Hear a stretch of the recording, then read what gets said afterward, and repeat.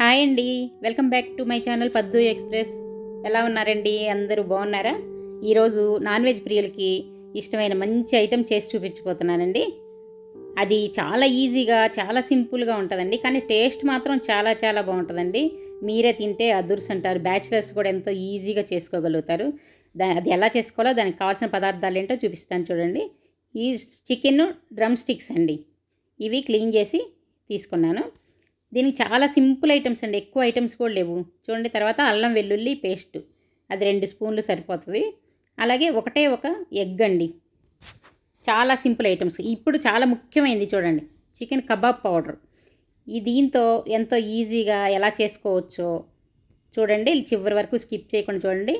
ఇప్పుడు ఒక బౌల్ తీసుకోవాలి. దీనిలో ఈ డ్రమ్ స్టిక్స్ బాగా క్లీన్ చేసుకొని కొంచెం ఘాట్లు పెట్టుకొని, అంటే లోపలంతా కూడా బాగా ఈ మసాలా పట్టి ఉడకాలి కదా, అందుకని ఘాట్లు పెట్టుకోవాలి.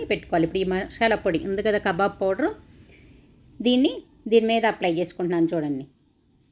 మా చెల్లెలు కూతురు వచ్చిందండి, తను పెద్దమ్మ నేను హెల్ప్ చేస్తానని చెప్పి తను వచ్చింది.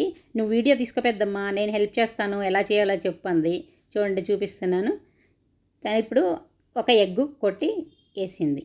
అలాగే ఇది అల్లం వెల్లుల్లి పేస్ట్, తర్వాత ఒక చిన్న స్పూన్తో 2 స్పూన్లు అంతేనండి.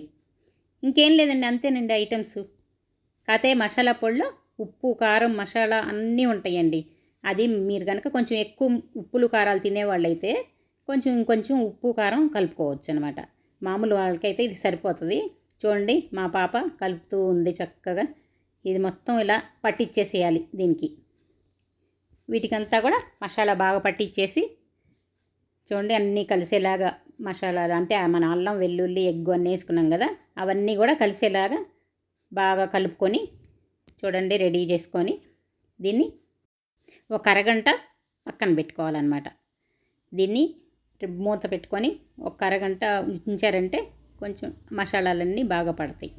ఇప్పుడు అరగంట తర్వాత ఇప్పుడు స్టవ్ మీద ఒక ప్యాన్ పెట్టుకొని చూడండి, డీప్ ఫ్రైకి ఆయిల్ పోసుకొని ఇది ఒక్కొక్కటిగా ఇందులో వేసుకొని డీప్ ఫ్రై చేసుకోవాలి.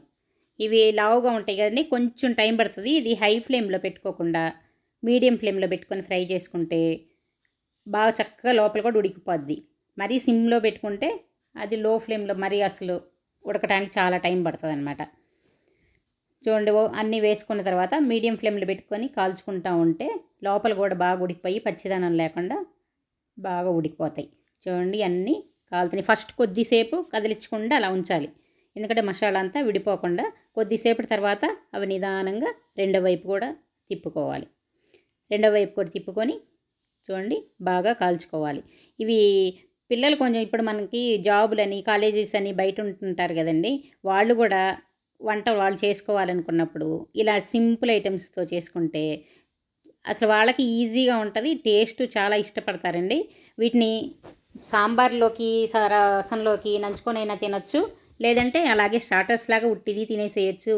ఎవరైనా నాన్ వెజ్ బాగా ఇష్టపడేవాళ్ళు, రోజు వెజ్ అని చెప్పి బోర్ కొట్టేవాళ్ళు ఇవి తెచ్చుకొని సింపుల్గా ఇలా చేసుకోరన్నారనుకోండి, ఈ మామూలు పప్పు కూరలో అయినా కూడా దేనిలో అయినా కూడా ఈజీగా నంచుకొని తినడానికి కూడా చాలా బాగుంటుంది అనమాట.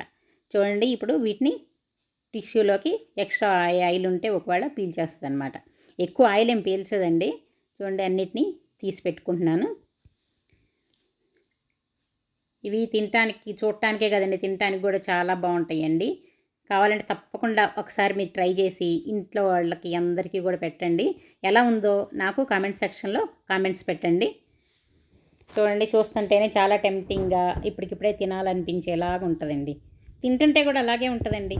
టేస్ట్ మాత్రం అదుర్సండి, చాలా చాలా బాగుంటుంది.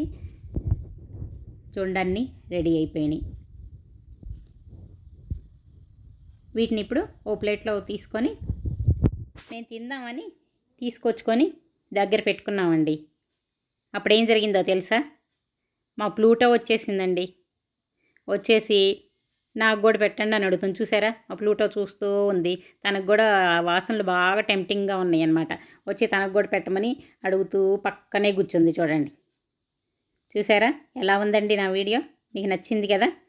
నచ్చితే తప్పకుండా అందరూ ఇంట్లో ట్రై చేసి ఎలా ఉందో నాకు కామెంట్ సెక్షన్లో కామెంట్స్ పెట్టండి. ఇప్పుడు కొందరికి సబ్స్క్రైబ్ చేసుకోవటం లైక్ చేయటం తెలియట్లేదండి, అందుకోసం ఇది చూపిస్తున్నాను చూడండి.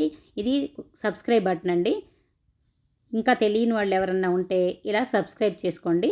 అలాగే లైక్ బటన్ ఉంది చూసారా, ఇక్కడ థమ్సప్ సింబల్ లాగా, అలాగా ఆ సింబల్ని ఇలా ప్రెస్ చేయాలన్నమాట. ఇలా కొందరు తెలియక లైక్ చేయట్లేదు, సబ్స్క్రైబ్ చేయట్లేదు, కాబట్టి తప్పకుండా ఇలా చేసుకోవచ్చని చూపిస్తున్నానండి మీకు ఇన్ఫర్మేషన్ కోసం. తప్పకుండా అందరు లైక్ చేయండి, అలాగే మీ ఫ్రెండ్స్కి బంధువులకి షేర్ చేయండి. ఇంకా సబ్స్క్రైబ్ చేసుకున్న వాళ్ళు చేసుకోండి. ఇలాగ నేను పెట్టే మంచి మంచి వీడియోలన్నీ మీరందరూ చూడగలుగుతారు. మళ్ళీ ఇంకో వీడియోతో మీ ముందుకు వచ్చే వరకు సెలవు తీసుకుంటున్నాను. Take care, bye bye.